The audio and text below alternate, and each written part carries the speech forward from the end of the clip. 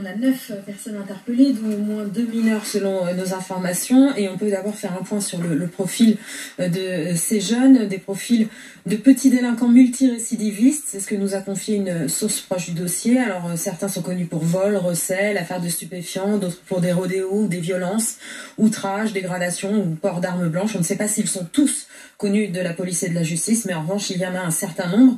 On n'est pas sur de la grosse criminalité, mais plutôt sur plusieurs individus qui avaient une trajectoire délinquante avérée, nous a précisé cette même source.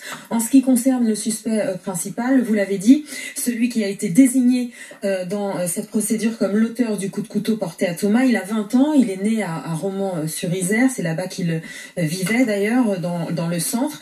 Et vous avez noté effectivement que ces interpellations, elles ont été très rapides grâce aux avancées de l'enquête. Il y a eu en quelques heures seulement plus d'une centaine d'auditions. Tout ça a été recoupé notamment avec les bornages téléphoniques et puis d'autres technologies. Tout cela a permis de localiser d'abord 7 suspects, dont le principal, qui était parti de Romans-sur-Isère pour rejoindre Toulouse.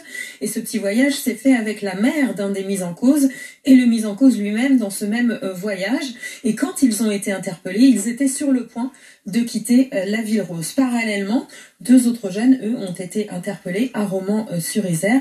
La particularité, c'est que ces gardes à vue, elles peuvent durer 96 heures parce que le parquet a retenu la qualification de meurtre et tentative de meurtre en bande organisée. C'est ce qui étend la durée de la garde à vue possible. Si je vous comprends bien, donc moi, l'élément sur la mère qui était embarquée avec eux, je ne l'avais pas, donc ça c'est une nouveauté quand même. Et l'autre, c'est effectivement ce qu'on a compris, c'est qu'ils tentaient de se soustraire à la justice, qu'ils ont fui leur domicile, avec peut-être une volonté de quitter la France même. Alors ça, pour l'instant, on n'a pas la précision sur les projets qu'ils avaient ensuite, mais effectivement, c'est le fait que les enquêteurs qui étaient en surveillance de ces individus, qui ont vu qu'il y avait des signes qu'ils allaient à nouveau partir de ce point de chute, on va dire, c'est ça qui a précipité les interpellations, effectivement. Et il y a une intervention du GIGN.